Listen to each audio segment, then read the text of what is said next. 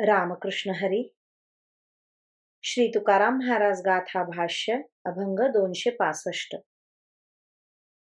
पोटाचे ते नट पाहो नये छंद, विषयाचे भेद विषय रूप. अर्थी परमार्थ कैसा घडो शके, चित्त लोभी भीके सोंगवाया.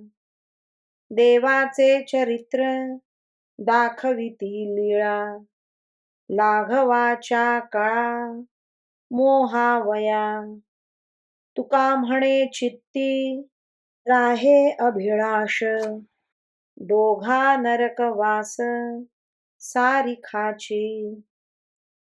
जे पोटाकरिता परमार्थाचा वेध घेतात आणि ज्यांना पैशाचा छंद आहे, अशा नाटकी लोकांचे तोंड पाहू नये.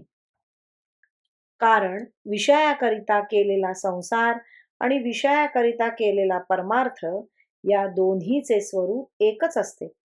जे पैशाकरिता भजन कीर्तन करतात त्यांचा तो परमार्थ कसा असू शकेल? तसेच चित्तात पैशाचा लोभ ठेवून भिक्षा मागण्याकरिता परमार्थाचे सोंग घेतले जाते, तेही व्यर्थच होय. कथेकरी लोक कथेत देवाचे चरित्र सांगतात आणि देवाने गोकुळात लीला कशा केल्या हे सांगताना लोकांना भुलविण्याकरिता आपल्या अंगी असलेली वक्तृत्व कला, विनोद आणि अभिनयातील कौशल्य दाखवित असतात.